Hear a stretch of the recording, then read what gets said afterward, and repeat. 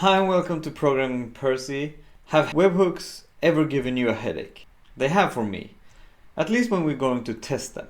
In this tutorial, I hope I will help you solve these headaches by showing you how I tackle testing webhooks. We will learn how to test webhooks effectively, and we will also learn how we can receive webhooks directly into our local host so we can test the application while we are developing, all without needing to host our application on a public domain. So we will also cover how we can take those webhooks and turn them into mocks using WireMock. So why will we look at both?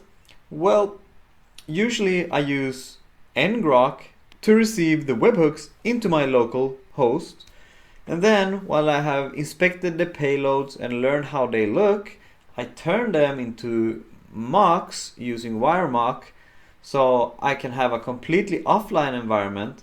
I can test how much I want without needing to trigger the webhook on the third-party software or anything.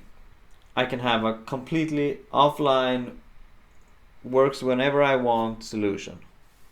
Also, let's not forget that some services actually does bill you for using the webhooks, so we're just going to avoid it altogether while developing. So in this tutorial, we will learn how we can take webhooks from third-party services into your local host, and we will also learn how we can mock webhooks for local and offline development. So let's begin real easy. Let's begin by exploring what webhooks are. So basically, webhooks is you have your service here, and we have a third-party service here in the form of GitHub. A webhook would be us telling, hey, GitHub, you know what? Whenever something happens, let me know on, and let's say http myip.com. So let's imagine that we could tell GitHub that we want a notification whenever a pipeline fails. So we would give this URL leading to a API of ours to GitHub. And then whenever GitHub figures that something has happened and it should let us know, it will use that URL and get back to our server. So really, that's everything. And that's how it works. You tell GitHub that this is our URL. Whenever something happens, get back to us on that URL, and they will send us a webhook on that URL. It's kind of like giving your friend your phone number, and the friend will call you whenever they have news. Think of it like that. The webhook, instead of a number, is a URL. And instead of a friend, it's GitHub. But we all know GitHub is the best friend we have, so I mean, right?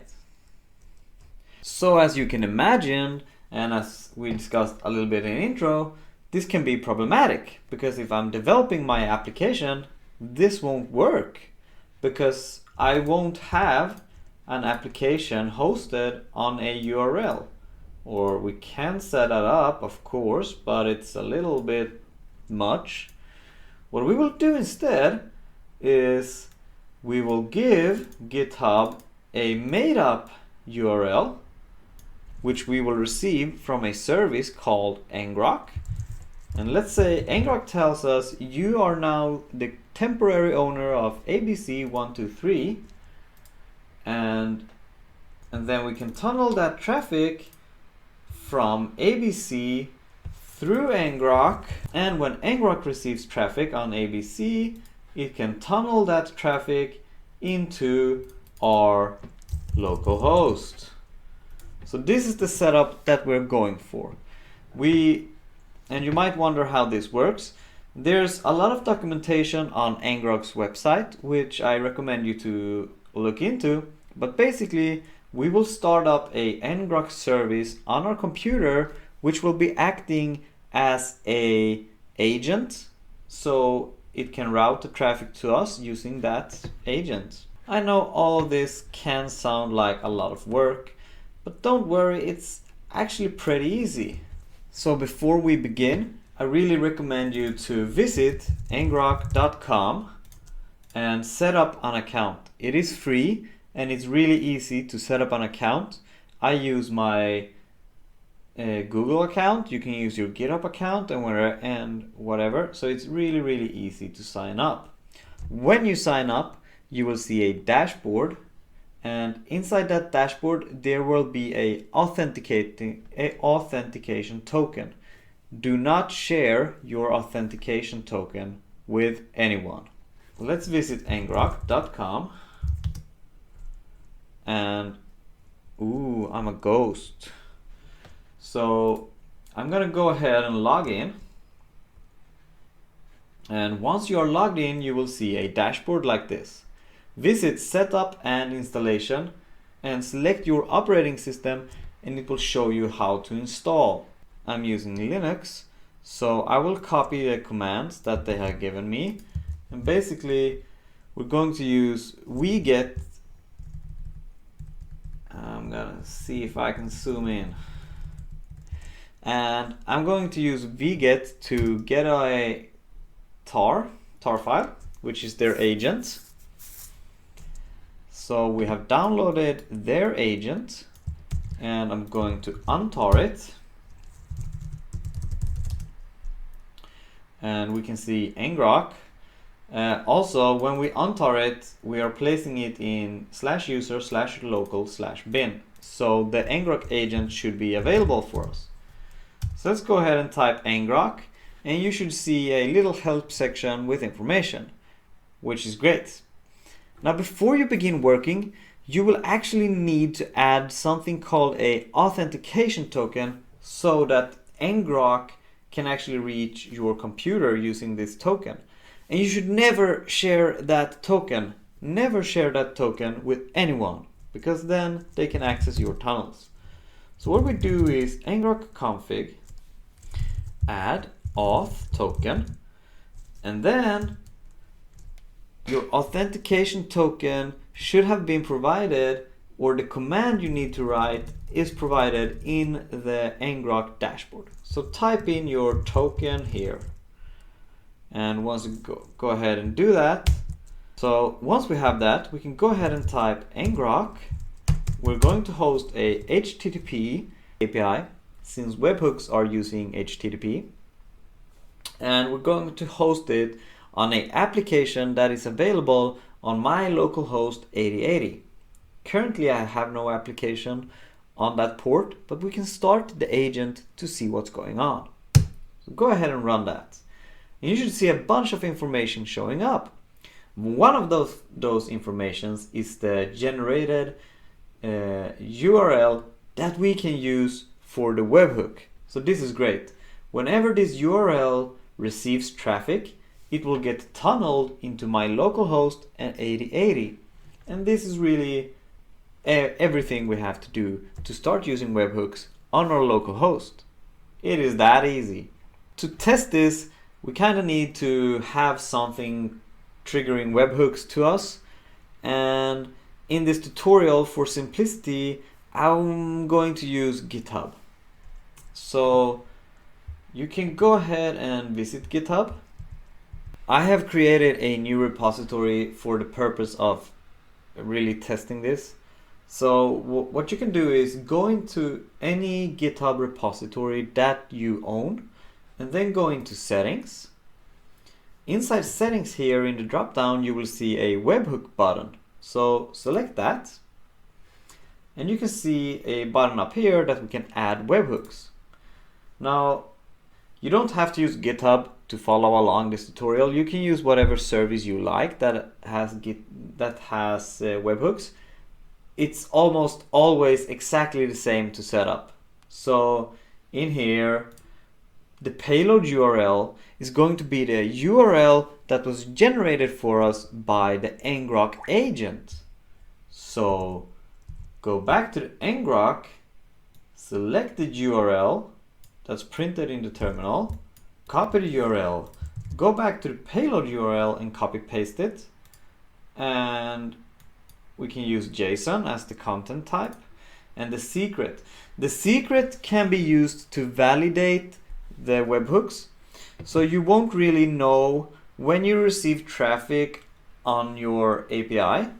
You won't really know where the traffic comes from. You can use the host, etc. But as a little bit of extra protection, we can set a secret here, which will be used to generate a HMAC hash, which we then in our application can use to look up if it's really from the correct source. So you can use, I'm just going to use test my app. We won't be doing the validation in this tutorial, but it's very easy in the GitHub docs how you do it. There's even some examples. So once that's done, let's just go down to the bottom and add the webhook. And we can see a little bit of status. If we visit it, you can go here and you can see recent deliveries. And we can see right now it has tried sending a ping, but it failed. What really happened is it tried sending a ping, but we don't have an application running on my local host, so there's no response, so it's going to fail. So let's move on and create a simple application that really accepts the webhook, and let's run it on my local computer and see how this just works out. So I'm going to open up a new terminal and I'm going to create a new application, and this application will be listening on port 8080, and it will accept a simple HTTP call on that port and just print the payload, because that's what we want to do for now. We will receive the webhook, we will print it, and we're done. So let's go ahead and do go mod init programming Percy / webhook testing, and I'm going to create a main.go. So inside our file, we're going to create a super simple HTTP server. So let's create a main function. In our main function, we will simply start a HTTP listen and serve on port 80. So let's go ahead and do slog.info listening on port 8080. Let's do a code action, import slog. And then down below we're going to do HTTP listen and serve, and we're going to listen on port 8080 and leave the second parameter nil. So basically serve app on 8080, and important to use the same port as Ngrok agent is configured to use. If we're not using the same port, the tunnel won't work. And let's just make if error not equals nil, because I don't want that angry yellow text to yell at me. And let's just panic if something goes wrong. Oh, my bad. And if error isn't nil, let's just panic. Right. We're listening on port 8080, but we don't have a handler. So let's add a super simple handle function, and we're going to listen on the root path, and then we're going to add our HTTP handler. Our HTTP handler is going to be like really simple. So let's just do a defer body.close. We're going to close the body, and we're going to read the body. So whenever we receive a request, we will simply read the payload. Let's read the payload. And then if we don't have an error, let's just panic if we have. And then we will simply print the payload as a string, just so we can review it. Let's do payload, and I'm going to do string data. And we need to import IO. So let's import that. So this is a really simple Go program. It will listen on port 8080. And it will set up a HTTP handler that will just print the payload that we receive. What we can do with this is we can close that file and we can do go run main.go, and yeah, let's just run it. So we're listening on port 8080. Now we need to re-trigger the webhook from the third-party application. And this is also kind of a reason why we will be looking into WireMock later, because we don't want to do this. We just want to programmatically have everything run when we're testing. But for now, let's visit GitHub. And let's go inside this recent deliveries, and let's have it resend the ping. So we can actually open up here and we can do redeliver. And yes, we want to redeliver to the same URL. And you can see it's actually a check mark this time saying it was a success. So let's go back and oh my god, we can see a lot of data. So this is great.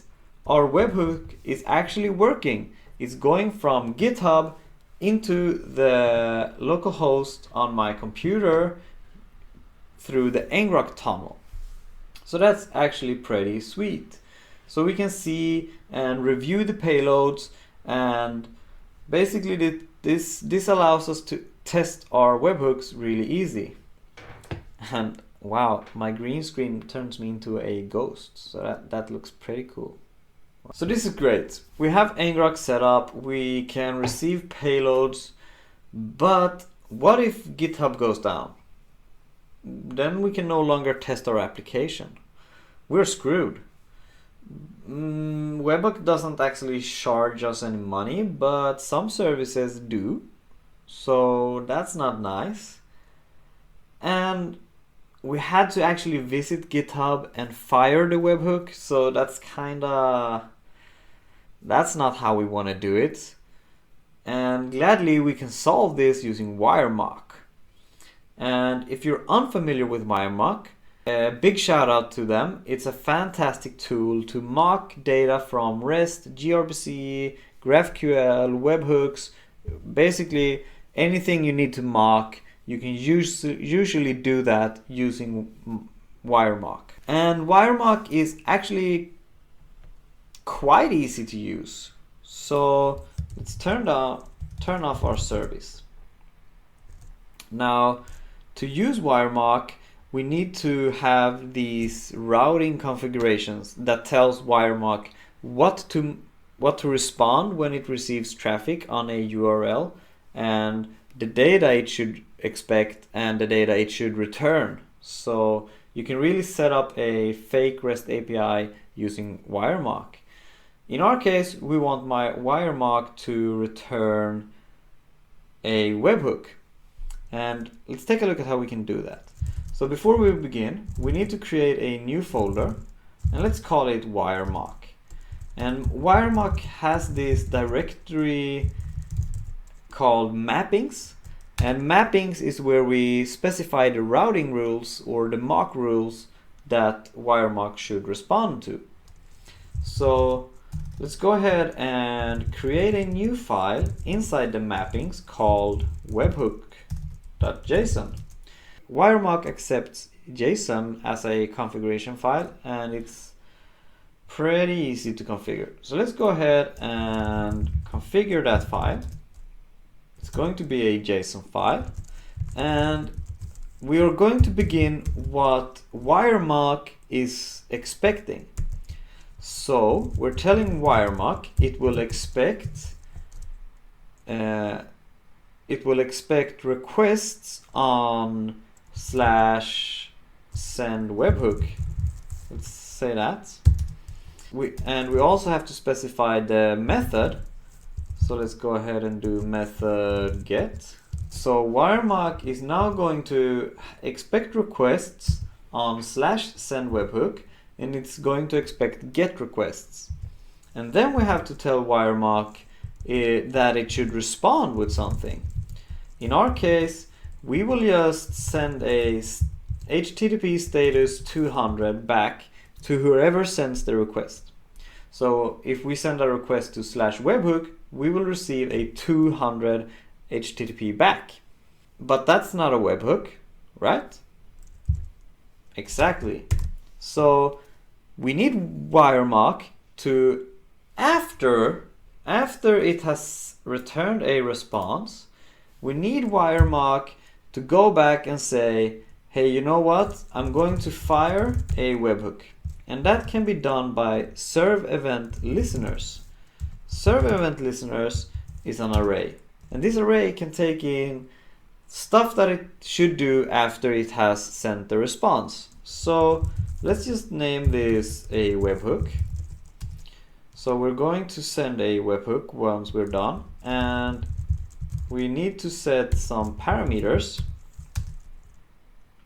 And the parameters is basically how the HTTP request that will be sent as a webhook should be defined. So let's say that we want to send a post message as a webhook, and we're going to specify the URL. In our case, we don't need to use the Ngrok URL anymore, but we can use localhost because we're hosting the application ourselves. So let's go ahead and specify some headers. And our headers will be content type, and we're sending application /JSON. And let's see, I need to wrap this, my bad, like that.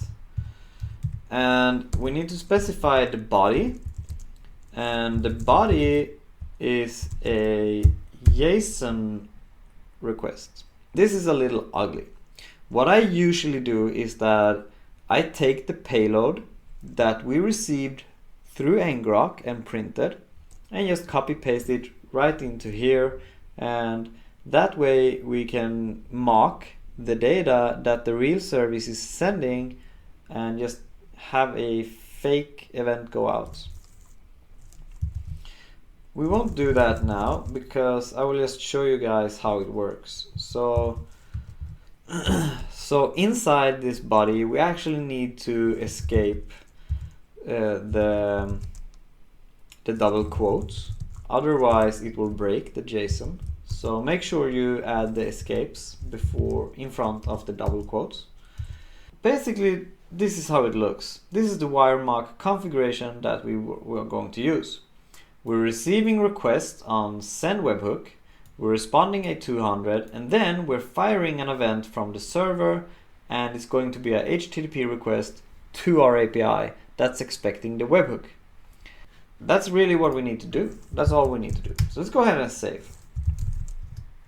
Now, the easiest way to run WireMock is to use Docker. Always Docker. But we need to mount the folder. We have the WireMock folder, and the WireMock folder holds our mappings. And we need that inside the Docker container, so we're going to mount that. So let's go ahead and do docker run. And I'm going to do interactive. I'm going to remove it once it's done. I'm going to name the Docker. I'm going to do network equals host. And we're going to, the reason why we're running it on the host network is because our API is running on the host network and we're not using Compose or anything. So the easiest way is just to mount it. Now in the current directory /WireMock, we want to host that to /home/WireMock, which is the default location inside the WireMock Docker where the mappings should go. So let's just do, I have version WireMock 3.3.1. We're going to do verbose, and we need to change the port used. By default, WireMock uses 8080, but we're already using that, so let's go and put it inside 8081. Do you want to correct the, no, I don't. And let's see, error loading the file, unrecognized field. Okay, I have a typo, my bad. Let's go ahead and open it up. Parameters, There's the typo. It should be parameters. Save the file, go back and restart the Docker file. And now it's running. So we have this nice little splash screen saying that it's running, and we can see it's running on version 8081. Small note, Webhooks is an extension for WireMock, but it's enabled by default in the latest versions, so you shouldn't have to activate it. If you need to activate it, make sure to update your WireMock version. Okay, this is great. We're running WireMock. So open a new terminal and let's go ahead and run the Golang application on 8080. I'm going to split my terminal and I'm going to send a curl request to WireMock. WireMock is running on port 8081/send webhooks. So let's curl that, and you can see that the Golang application is receiving the webhook. So that's great. So what I recommend you to do is set up Ngrok to receive real webhooks from the service that you are developing against. Once you have received the payloads and you know what they look like, I do recommend you to set up, copy paste the payloads, set them up in WireMock. As you saw, it's not a lot of configuration to get WireMock up and running. If you have a developer environment with Docker Compose or anything, it's easy to just spin up WireMock in that Docker Compose and always have it running, and then you can mock and have your applications look like they're running the real thing. So in this tutorial, we have created a really simple way of accepting webhooks from services to our locally running application using Ngrok, which tunnels the traffic from a generated domain. And as I said before, I usually begin by setting up Ngrok, receive the real traffic, inspect the payloads, get to know the payloads and write your code for them, and then go ahead and take the payloads into WireMock, so you can always have this kind of safe offline environment to test and work against. So you don't, also if you do use WireMock, you don't need to have the Ngrok tunnel up while developing, which is also like, I don't like the idea of having to have a tunnel routing traffic to my computer up when I'm developing against a webhook service. It's just much easier, do that once, mock it, and be done with it. Now this was quite a short tutorial. I do hope you enjoyed it, and I do hope you learned anything from it, and I really enjoy feedback, so I mean, shoot your feedback towards me, let me know what you felt, feel free to reach out to me with any ideas. A lot of you guys have been reaching out asking about all kinds of tutorials, and I'm gonna be working on them as we go. So don't be afraid, just reach out with anything. Thank you for watching. Hopefully, good luck with your webhooks.